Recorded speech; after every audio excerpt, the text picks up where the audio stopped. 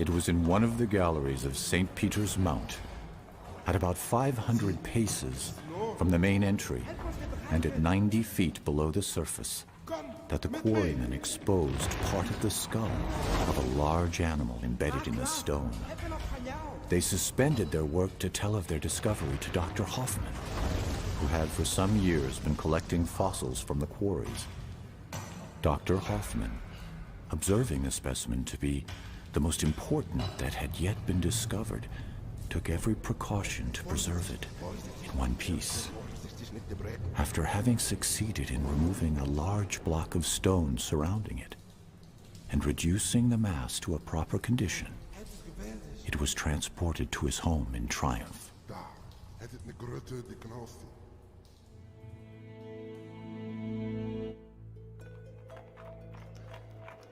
25 years later, after the occupation of Maastricht by the French Revolutionary Army, Le voilà enfin! Le voilà enfin! Messieurs, je vous en prie, portez... the famous fossil shows up one cold winter night at the National Museum of Natural History in Paris.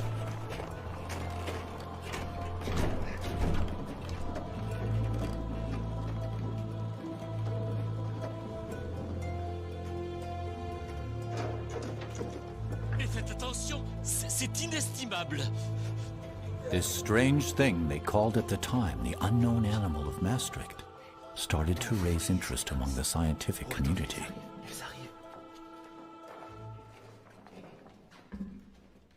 Allons, allons!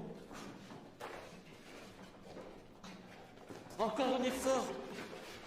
Sur la table! En douceur! Allez, messieurs, ouvrez-moi cette caisse. Oui, oui, c'est cela, ouvrez la caisse. Mais faites très, très attention. Messieurs, en même temps. What they discovered that night looked unlike any known living creature.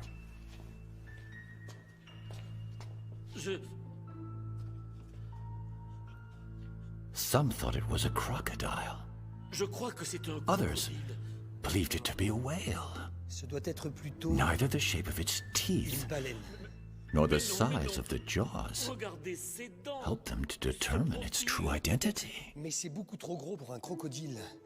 Alors qu'une baleine me Back semble then, beaucoup plus appropriée. that is 40 years before the discovery of the first dinosaur. Une baleine a des fanons. Nobody had ever thought that thousands of species could have lived and disappeared in a distant past. Maxillaire supérieur et la Je vous en maxillaire prie, ceci, inférieure. je vous en prie. Monsieur le But conservateur, everything was about to change.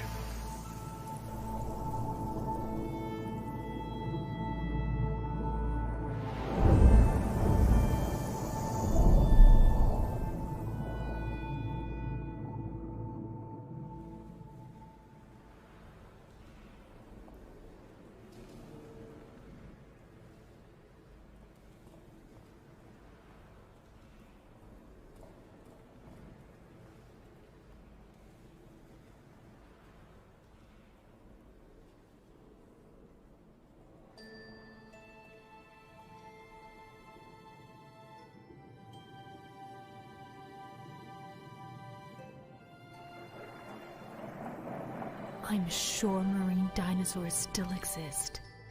My apologies for intruding upon your thoughts, mademoiselle.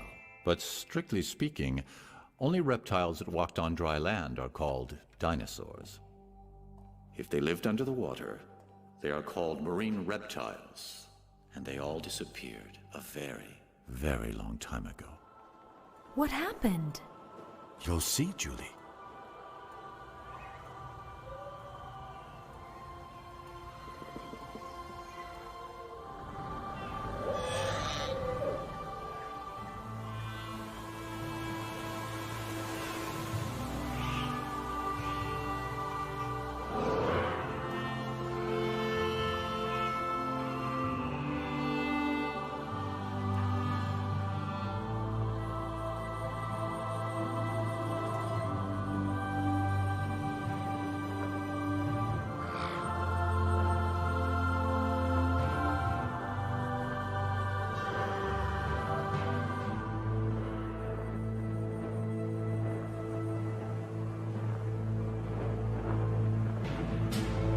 65 million years ago, reptiles ruled the world. On land, in the air,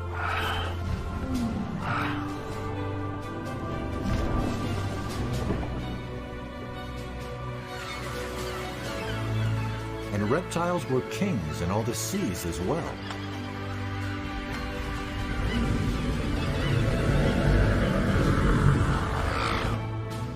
But then came a great cataclysm from outer space.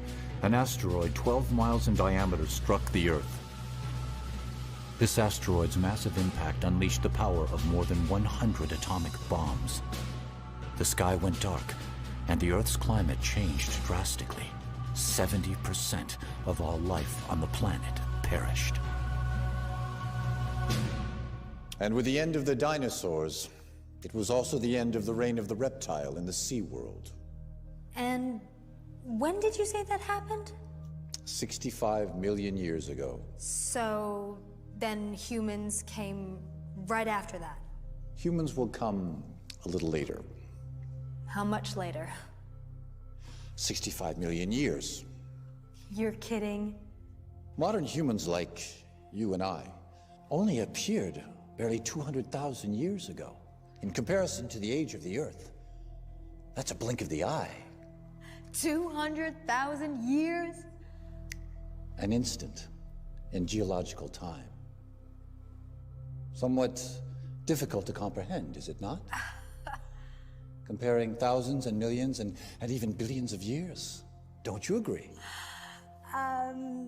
Then follow me, Julie. And when you want to stop time, say stop. Stop?